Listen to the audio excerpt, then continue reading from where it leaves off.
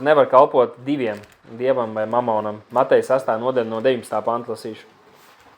Nekrājiet sev dārgumus uz zemes, kur kodes un rūsa maitā, un kur zagļi ielaužas un zog.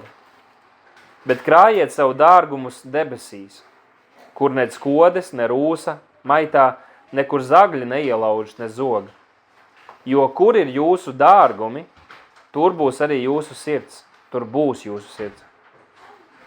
Ķermeņa gaisma ir acs, tāpēc, ja tava acs ir skaidra, viss tavs ķermenis būs gaismas pilns. Bet, ja tava acs ir ļauna, viss tavs ķermenis būs tumsas pilns. Tāpēc, ja gaisma, kas ir tevī, ir tumsa, cik liela ir tā tumsa? Neviens nevar kalpot diviem saimniekiem, jo vai nu viņš vienu ienīdīs un otru mīlēs, vai arī viņš turēsies pie viena un nicinās otru. Jūs nevarat kalpot dievam un mamonam. Vairāki panti, kur šķiet diezgan vienkārši izskaidrojumi un saprotami. Man bija interese tieši padomāt par 22. un 23. pantu, jo mēs kādreiz esam arī minējuši par aci un acis skaidrību. Un kādreiz šo raksturvietu par to, ka acis ir dvēseles spoguls vai šī ķermeņa gaisma ir acis, kādreiz tas tiek interpretēts vai saprasts veidā, ka ir svarīgi, kā izskatās tavas acis. Piemēram, ja tu esi ilgi strādājis pie datora, vai tu esi noguris, vai pēc celtniecības atnāc un tev ir iekaisušas acis, tad acīm redzot kaut kas nav kārtībā ar cilvēka sirdi vai tam līdzīgi. Bet, jo arī bezdievīgiem un ļauniem cilvēkiem acis var šķietami šķist labas un jaukas, kā čūskai, kas pieviļ savus upurus. Viņi var tos nohipnotizēt ar acīm, ar jauku izskatu. Bet tas nenozīmē, ka tas tāds cilvēks ir. Un tāpēc gribētu, kad arī šos divus pantus mēs apskatīsim kopējā šo pantu kontekstā, kad arī mēs ieraudzīsim, par ko Jēzus šeit runā, kas, protams, noved līdz šim iznākumam un centrālajai domai no šīm raksturvietām, kas ir 24. pantā, bet par visu pēc kārtas. 19. pantā Jēzus iesāk ar šo tādu radikālu izteikumu. Viņš saka, nekrājiet sev dārgumus uz zemes, kur kodes un rūsa maitā, kur zagļi ielaužas un zog. Viņš saka, nekrājiet sev dārgumus. Tas nenozīmē, ka neko nevar krāt vai ka nekas nebūtu vajadzīgs, jo mēs zinām, ka Bībelē ir arī raksturvietas, kuras apliecina, ka mums ir jābūt spējīgiem, piemēram, gādāt par savu pašu namu un par savu ģimeni, un ja tev nav kaut kas nedrošam laikam, kāds drošības pilvens vai kā tam līdzīgi, tad īpaši mūsu laikos, kad visi iet caur naudu, tas var nebūt tas prātīgākais. Arī Salmam pamācībā 6. nodaļā ir rakstīts, lai mēs mācamies, piemēram, no skudrām, kuras savu barību sagādā vasarā. Un tas nozīmē, ka viņas arī iekrāja sagatavojas kaut kādām grūtām sezonām un laikiem. Tā kā Bībele nav pret to, ka ticīgi cilvēki varētu iekrāt arī kādās vietās rakstīts ir, ka bērniem, Korintiešu vēstulē bija rakstīts, ka bērniem jau nav jākrāj priekš vecākiem, bet vecākiem priekš bērniem. Un Salmam pamācībās arī teica, kad gudrais iekrāja priekš mazbērniem, priekš mazbērniem, ne vienkārši priekš saviem bērniem. Tā kā Bībeles kopējais vēstījums nav pret to, ka nedrīkstētu kaut ko iekrāt. Bet viņš saka dārgums. Tas ir tas, kas ir tas vērtīgākais, kas ir tas, kam tu liec vislielāko nozīmi. Kas varbūt ir pat, varētu arī teikt, pārmērība, tāda varbūt nevajadzīgas luksus lietas vai kas tam līdzīgs. Kad tās nav tās, ko mums vajadzētu krāt šeit virs zemes, jo tu vari nopirkt visdārgāko, labāko mašīnu, bet pēc kādiem gadiem tā būs viena no tām lietām, kas stūrī ar putekļiem apaugs, un tur nebūs nekādas vērtības. Jo patiesa vērtība ir tajā, kas ir šīs garīgās lietas, kurām nezūd vērtība, bet kas ir saglabājis mūžīgi. Tāpēc saistībā ar šiem vārdiem nekrājiet sev mantu virs zemes vai šos dārgumus virs zemes. Gribētu atgādināt arī vēstulē ebrejiem rakstīto 13. nodaļā, kur rakstīts 5. pantā, lai jūsu dzīvošana ir bez mantkārības. Tātad šis ir tas, no kā Bībele mūs daudz brīdina, jo mantkārība vai mantas kārība ir visa ļaunuma sakna. Viņš saka, lai jūsu dzīvošana ir bez mantkārības un esiet apmierināti ar to, kas jums ir. Lūk, šeit ir milzīga atslēga, ka mēs, kas mēs piederam Dievam, mums ir jāmācās, līdzīgi kā Pāvils bija mācījies, dzīvot gan traknumā, gan arī trūkumā, bet būt apmierinātiem ar to sezonu un to laiku, kurā mēs atrodamies. Esiet apmierināti ar to, kas jums ir, jo viņš ir sacījis, es nekad tevi neatstāšu un tevi nepametīšu. Un tādēļ, ka mēs zinām, ka Dievs ir ar mums, mēs varam būt apmierināti un pateicīgi par to sezonu, kurā mēs esam, un netiekties dzīvot pasaulīgi vai būt izšķērdīgi ar savām finansēm vai lietām. Un kāda tad ir tā atbilde? Tātad nekrājiet savu dārgumu šeit virs zemes, bet kur mums tos ir jākrāj? Par to mēs jau kāds reizes esam runājuši. Viņš saka, bet krājiet savu dārgumus debesīs, kur nec kodas, ne rūsa maitā un kur zagļi neielauž, ne zog. Ja mēs atdodam visu savu dzīvi vai savu veselību, savus spēkus, lai iegūtu kaut ko, kas ir šeit virs zemes, tas sabojāsies. Pēc kādiem gadiem mēs nomirsim, tas nevienam nebūs vajadzīgs. Bet ja mēs atdodam savu dzīvi, mēs izlejam savu dzīvi, savu spēku, savu enerģiju kā upuri Dieva priekšā, un mēs iegūstam tos dārgumus debesīs, tad tā ir tā vieta, kur tie saglabāsies. Viņā dienā, kad mēs stāvēsim viņa troņa priekšā, un tad viņš mums atmaksās un uzteiks mūs par paklausību viņa vārdam. Un mēs esam runājuši par daudzām lietām, ko Dieva vārds mums uzliek par pienākumu, kur ja mēs paklausam un daram, kā viņš mums ir teicis, un viena no tām ir, kā mēs strādājam, nevis tieši ko mēs strādājam vai cik mēs pelnam, bet kā mēs darām to darbu, kas mums ir uzticēts vai kāda mums ir iespēja, tad Dievs mums par to atmaksās ar šo nevīstošo un nesabojājošo balvu. Un viena no rakstvietām, kas mums parāda, kā tad mēs varam krāt mantas debesīs, ir Lūkas evaņģelija 12. nodaļa. Tur 33. pantā Jēzus saka, pārdodiet to, kas jums ir, un dodiet žēlastības dāvanas. Atcerieties, mēs mācījāmies par žēlastības dāvanām, kas jādod slepeni, kad neviens to neredz. Viņš saka, sagādājiet sev makus, kas nenoveco, dārgumus debesīs, kas nebeidzas, kur ne zaglis piekļūs, nec koda samaitā, jo kur ir jūsu dārgumi, tur būs arī jūsu sirds.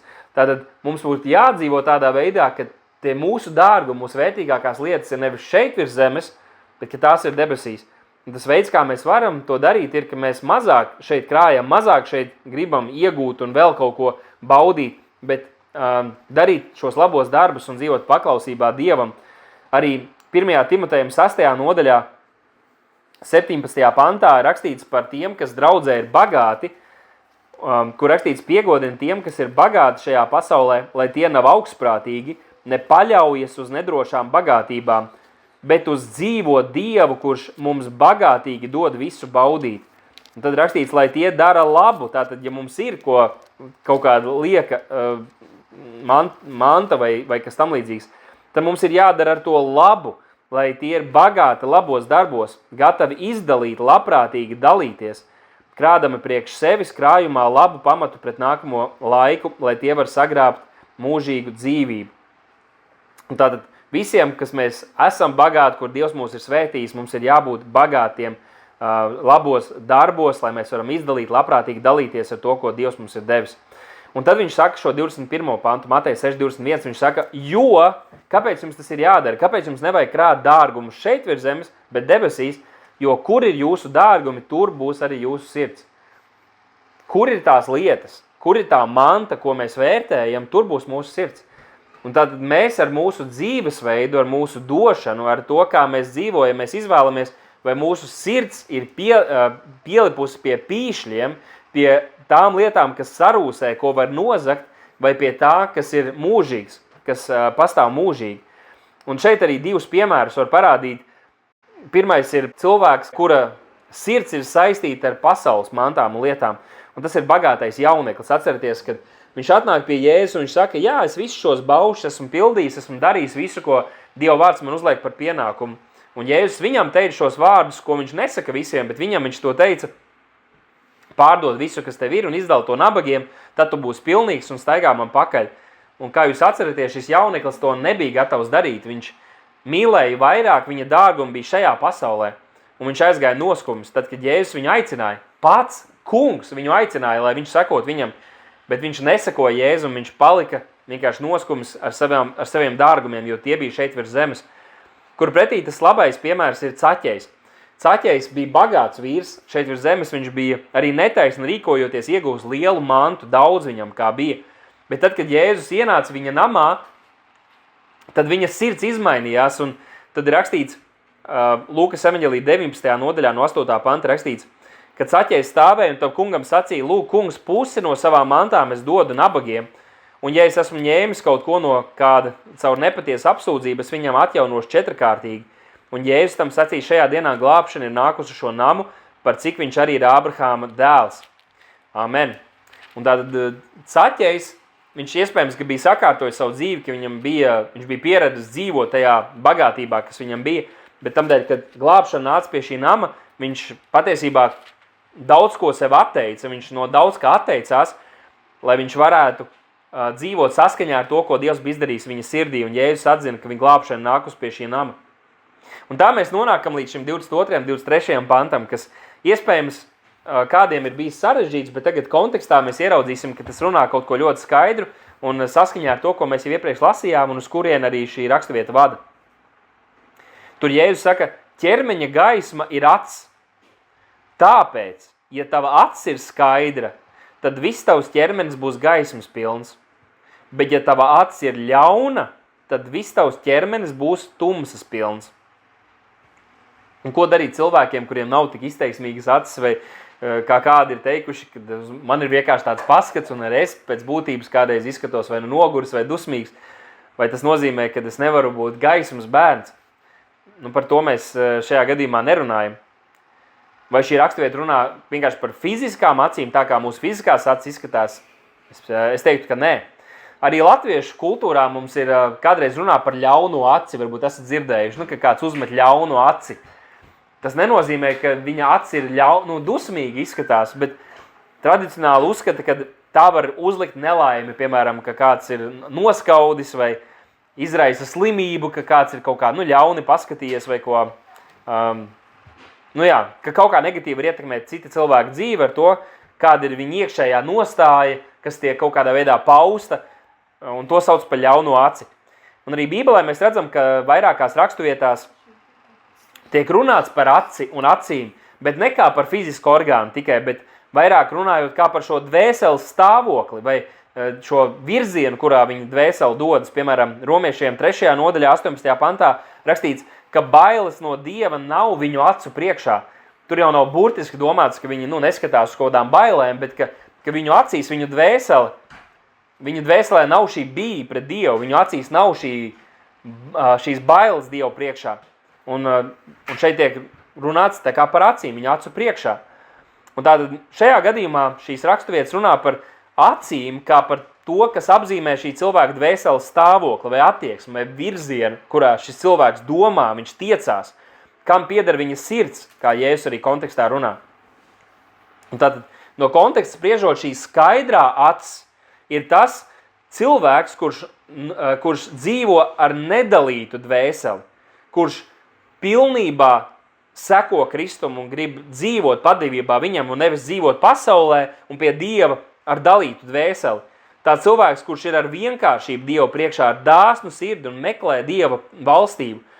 Tas ir tas cilvēks, viņa skaidrā acis ir tas, kurš krāja mantu debesīs, kuram sirds ir pie Dieva valstībā un kas kalpo Dievam, kurš meklē visu pirms Dieva valstību, tas būs vēlāk 33. pantā. Un savukārt šī ļaunā acis nav vienkārši fiziska acis, bet tas ir tas cilvēks, kuras sirds ir pilna ar alkatību, ar skopumu, un kurš ir ar dalītu lojalitāti, kurš tā kā es kalpoju Dievam, bet es gribu arī dzīvot, kā es pats vēlos, kurš negrib padoties Dievu vārdam un Dievu pavēlēm. Un tad viņš saka, ja tava acis ir skaidra, tāda tava acis nav dalīta, bet tā ir dāsna, tā ir dievbīga, tā vienkārši dzīvo Dievu priekšā, tad visa tava dzīve un tavs ķermenis būs pilns gaismas, tas būs padevīgs Dievam, tas būs pilns ar šo Dieva dzīvību un gaismu. Jo tas izrietēs no tā, ka mūsu dvēsele būs vērsta nevis pieķerties pie pīšļiem, bet pie debesīm, pie Dieva, pie viņa vārda. Bet ja mūsu acis ir ļauna, tad viss mūsu ķermenis būs pilns ar šo tumsu. Un tad tā mūsu dzīve būs liekulīga un sagrozīta, mēs dzīvosim ar dalītu dvēseli. Un tad 23. panta beigās viņš teiks šos vārdus, par ko es gribētu, lai mēs padomājam. Viņš saka, tāpēc, ja gaisma, kas ir tevī, ir tumsa, cik liela ir tā tumsa. Un es ticu, ka šī raksturvieta runā par to, ka kāds cilvēks var apliecināt, ka viņš seko Kristum. Un viņš var darīt kaut kādas reliģiskas prakses, varbūt lasīt Bībeli vai lūgt, vai skaitīt kaut kādus pāterus. Viņš var arī apmeklēt draudzi un būt daļa no tā. un runāt pareizās lietas. Bet ja viņš ir pieķēries nevis Dievam un Dieva valstībai, bet viņš ir pieķēries mantai vai pieķēries sev un grib turpināt dzīvot, kā mums arī ir pēdējā laikā bijusi iespēja satikties ar tādiem cilvēkiem, kas apliecina dievbību, bet viņi dzīvo vienkārši tā, kā paši vēlas un neņem vērā to, ko Dievs saka, tad šī viņu šķietamā gaisma patiesībā ir tumsa un tā ir milzīga pievilšana. Un tā iespējams ir viena no lielākajām bēdām, kas var notikt ar cilvēku, ka viņš domā, ka viņš ir glābts, ka viņš domā, ka viņš dzīvo Dievam. Tas ir Mateja evaņģēlija 7. nodaļā, mēs pēc kāda laika skatīsimies, kur viņš domā, ka viņš dara lietas tam kungam, bet tas kungs viņu nepazīst un arī viņš neatzīst to kungu. Ka viņš domā, ka viņš iet pa šauro ceļu, bet patiesībā viņš staigā pa plato ceļu. Un tas ir, kad viņam ir kaut kāda gaisma, ko viņš uzskata, ka tā ir gaisma, bet patiesībā tā ir tumsa. Un tā ir milzīga tumsa un tā ir milzīga pievilšana, un lai Dievs pasargi, ka mūsu vidū vai ka mūsu draugu vidū būtu cilvēki, kuri dzīvotu gaismu, šo tumsu sevī saucot par gaismu un uzskatot, ka viņi ir gaismas bērni. Un viss šis iepriekš dzirdētais un runātais tik labi saskana ar to, kur Jēzus arī šo domu, manuprāt, noslēdz tajā 24. pantā, kur viņš saka, neviens nevar kalpot diviem saimniekiem vai diviem kungiem, jo vai nu viņš vienu ienīdīs un otru mīlēs, vai arī viņš turēsies pie viena un nicinās otru. Jūs nevarat kalpot Dievam un mamonam. Un mums ir jāizdara izvēle.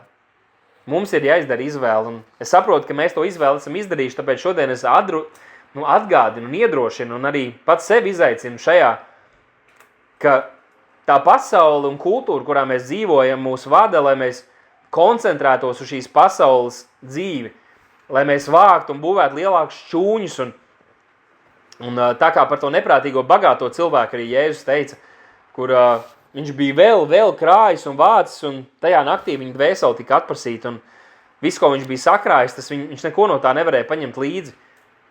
Jēzus saka šo radikālo apgalvojumu, ka mēs nevaram kalpot abiem. Atcerieties, bija tas stāsts par cilvēku, kurš apgalvoja, ka viņš tic un seko Kristum, bet viņš tā vietā, lai iet un radikāli sekotu un darītu to, ko Dievs ir teicis, viņš meklēja, kur ir tas vidusceļš, kad es varu tā kā piederēt Dievam, bet reizē arī turpināt darīt lietas, kurus grēkus es varu turpināt grēkot, lai es vēl aizvien būtu glābts. Un ir tas stāsts, kad bija viena teritorija, kas ir Dieva teritorija, otra teritorija, kas bija vēlna teritorija, un pa vidu bija tā sēta, varbūt esat dzirdējuši. Un tad, kad nāk tā tiesas diena, viņš ir uzkāpis, viņš atrodas uz sētas, tieši uz tās robežas. Tā kā. Un tad no tās sētas viņš tiek sagrābts un viņš tiek velkts uz pazudināšanu, un viņš kliedz un saka, bet kā, es nebiju, es nekalpoju vēlnam, es biju sētas, es biju tieši pa vidu. Un uz ko viņam atbildēja, ka tā sēta pieder vēlnam. Jo neviens, kurš ir patiesi atgriezies un kurš ir dzīvot gaismā, nemeklēs to robežu, kur es vēl varu būt pēc iespējas pasaulīgs, bet tomēr glābts. Bet tie, kas seko Kristum, atstāja pasauli un grib būt svēti, kā Jēzus mūs ir aicinājis, topiet svēti, kā es esmu svēts. Un šajā sakarā arī Jēzus saka, ka mēs nevaram kalpot abiem. Vai nu mēs kalposim sev, savām iegribām, vai nu mēs dzīsimies pēc tā, lai mums būtu šī dārgumi un svarīgākās lietas mums būtu šeit virs zemes, vai nu mēs kalposim Dievam. Un tad tie mūsu dārgumi un dārgās lietas būs mums debesīs. Viņš saka, jo vai nu mēs vienu ienīdīsim, otru mīlēsim. Un jāsaka, ka sarunās ar cilvēkiem, kuri apliecina šo dievbību, es esmu redzējis to, ka tad, kad tu sāc runāt par Dieva lietām, viņi pilnīgi kļūst aizskaitināti. Viņi kļūst naida pilni, jo viņiem ir sajūta, ka tu skar viņu svētās lietas. Varbūt tas ir viņu vēlme, ceļot vai kaut kādas stila modes lietas vai jebkas cits, kas mums var būt svarīgs. Varbūt tas pats sports, kas šodien tika pieminēts. Kā tu atļaujies pieskarties viņu svētiem elkiem, tās lietām, kas viņiem ir svarīgāks par Dievu. Mēs nevaram kalpot vienam, jo mēs pieķersimies vienam un otru, mēs nicināsim un to atmetīsim. Un tāds, kurš pieķerās Dievam un turās pie viņa, viņš atmetīs šīs pārējās lietas. Tas nenozīmē, ka mums vispār nevajag neko šajā dzīvē. Protams, ka nē, par to mēs jau runājām. Bet mēs pieķersimies Dievam, tās visas pārējās lietas būs mazsvarīgas, un tāpēc mēs varēsim dzīvot ar brīvu sirdi un būt dāsni ar savu laiku, ar saviem talantiem, ar spējām, gan pret tiem cilvēkiem, kas ir mūsu ģimenē, gan arī pret tiem, kas ir mums apkārt, kas ir tie mūsu tuvākie. Un vēstulē Romiešiem 6. nodaļā Pāvils teica šādus vārdus: vai jūs nezināt, ka kam jūs padodat sevi pašus par kalpiem paklausīt, tā kalpi jūs esat? Tas, kam mēs sevi nododam par kalpiem, mēs esam kalpi tam. Viņš saka, kam jūs paklausāt, vai nu grēkam uz nāvi, vai paklausībai uz taisnību. Bet jāpateicas Dievam, ka jūs, kas bijāt grēka kalpi, bet esat no sirds paklausījuši to mācības apveidu, kas jums tika nodota, tad darīt brīvi no grēka jūs kļuvāt taisnības kalpi. Lūk, te parādās tas, ka nevienkārši mums ir jāizvēlas, bet ja mēs esam izvēlējušies, ja mēs esam atzimuši, tad šīs saites ar šo mūsu vergturi, pasauli, miesu, grēku, kārībām ir pārautas. Mums nav vairs tam jākalpo. Mēs esam taisnības kalpi, mēs esam evaņģēlija kalpi, Dieva kalpi. Un arī vēstulē Galatiešiem 1. nodaļā, 10. pantā Pāvils saka, jo vai es tagad pārliecinu cilvēkus vai Dievu, vai es meklēju izpatikt cilvēkiem, jo ja es vēl izpatiktu cilvēkiem, es nebūtu Kristus kalps. Ja es dzīvotu, lai izpatiktu cilvēkiem, tad es nekalpoju Kristum. Un lūk, šeit ir tā robeža. Mēs kalpojam Kristum, mēs turēsim mieru ar citiem. Bet varbūt reizes ar mūsu tuviniekiem, ar paziņām, ar draugiem, kad kalpot Kristum un darīt viņa vārdu, var nozīmēt, ka cilvēkiem tas nebūs patīkam to dzirdēt. Bet noslēdzot šo uzrunu, šīs pārdomas par to, ka mēs nevaram kalpot diviem, mēs kalposim tikai vienam. Un mūsu dzīve patiesībā parāda, kam mēs kalpojam, ne tikai mūsu vārdi. Gribu noslēgt vēl, ka mēs padomātu par šo mamonu. Jo viņš saka, mēs nevaram kalpot Dievam un mamonam, un šis mamons jau pēc būtības runā par šiem dārgumiem, par šīm bagātībām. Bet Lūkas evaņģēlijas 16. nodaļā tur Jēzus stāsta, kā mums vajag rīkoties ar šo mamonu un netaisnības līdzekļiem. Tad mēs nevaram kalpot mamonam, mums ir jākalpo Dievam. Bet ja mēs kalpojam Dievam, tad mums būs šis mamons, mēs pie viņa arī tiksim kaut kā, un mums kaut kā noteiktā veidā ar to būs jārīkojas. Es ticu, ka tas arī būs par iedrošinājumu jums, draugi, šodien. Arī man, protams. No 1. panta lasīšu, Lūkas 16 no 1. panta. Un viņš saviem mācekļiem arī sacīja, bija kāds bagāts cilvēks, kam bija pārzinis, un tas viņam tika apsūdzēts, ka tas bija izšķērdīgs tad viņš bija izšķiedis viņa mantas. Un to es saprotu, ka šis pārzinis bija to, kas viņam bija pieejams, ķēdējis uz sevi. Tas ir tas, kā pasaulīgi cilvēki arī pasaulē lieto, dzīvo. Viņi vienkārši cenšas sev savākt vairāk lietas, un viņš tā bija rīkojies.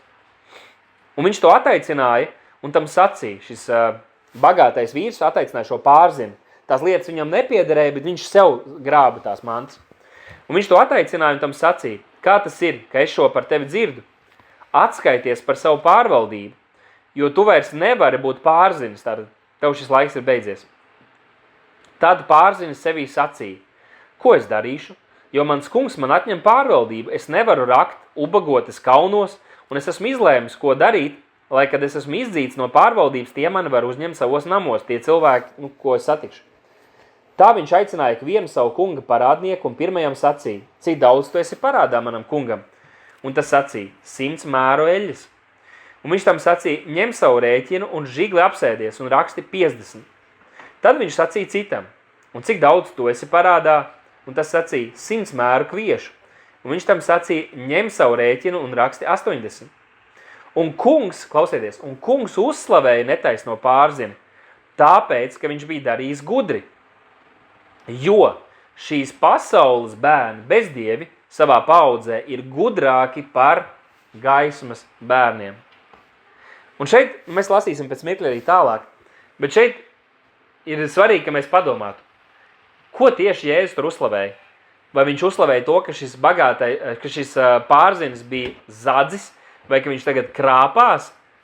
Es domāju, ka tas nav tas, ko viņš uzslavēja, bet viņš uzslavēja šo pārvalnieku par to, ka viņš spēja saprast šo situācijas nopietnību, un viņš rīkojās nekavējoties. Viņš izmantoja to situāciju, kurā viņš bija, un viņš centās to vērst par labu. Viņš centās kaut ko darīt ar tām iespējām un situāciju, kurā viņš atradās. Un es saprotu, ka tādā pat veidā mums gaismas bērniem vajadzētu arī ar tikpat lielu dedzību un gudrību kalpot Dievam un viņa valstībai, tā kā pasaulīgi cilvēki cenšas piepildīt savus mērķus vai iegūt savu labumu, sagrābt sev kaut ko. Tāpat arī mums, redzot un atrodoties situācijās, mums ir jābūt dedzīgiem un gudriem, kā izmantot tās situācijas, lai mēs mantotu cilvēku dvēseles un pievest viņus tuvāk Kristum, izmantojot visādus instrumentus un rīkus, kas mums ir pieejami. Tātad šī gudrība šajā gadījumā ir tas, ka mēs varam būt uzticīgi un praktiski un tālredzīgi skatīties uz māceklību un tām iespējām, kas mums ir. Jo jā, varbūt, ka izejot kādā parkā, mēs varam vienu reizi satikt un uzrunāt cilvēku, bet ar tiem cilvēkiem, kas ir mums līdzās, mēs varam būt gudri un darīt labus darbus, lai Tēvs būtu pagodināts un arī lai cilvēki būtu atvērti dzirdēt šo evaņģēliju, ko mēs gribam nest pie cilvēkiem. Un 9. matā viņš turpina. Un es jums saku, tagad viņš saka to saviem mācekļiem, tad pasaules bērni ir gudrāki nekā gaismas bērni, bet tagad es jums saku, mācieties no šī. Taisiet sev draugus no netaisnības mamona. Tātad jums ir tas mamons, nekalpojiet mamonam, bet lietojiet šo mamonu. Tā kā Jēzus teica, aiciniet pie sevis dzīrēs visādus kroplus, nabagus, tie, kas ir bezpajumnieki, rūpējieties par viņiem, jo jūs varat mantot, jūs varat kalpot viņiem bez sautīgas motivācijas. Un viņš saka, taisiet sev draugus no netaisnības mamona, lai, kad jums pietrūks, tie jūs var uzņemt mūžīgos mitekļos. Tas, kas ir uzticams tajā, kas ir vismazākais, ir uzticams arī daudzumā, tātad pie šīs pasaules lietām, ja mēs būsim uzticami. Un tas, kas ir netais vismazākajā, ir netaisnas arī daudzumā. Tāpēc, ja jūs neesat bijuši uzticami netaisnajā mamonā, kurš jums uzticēs patieso bagātību? Tātad Dievs mums katram dod kaut kādu šo mamonu, netaisno mamonu piedzīvot. Un kā tad mēs valstībā domājam saņemt šīs bagātības, šīs dārgās lietas, ja mēs šeit netiekam ar to galā, bet tikai gribam sev sagrābt visu? Viņš saka, neviens kalps nevar kalpot diviem saimniekiem, jo vai nu viņš vienu ienīdīs un vienu mīlēs, vai viņš arī turēsies pie vienu un nicinās otru. Jūs nevarat kalpot Dievam un mamonam.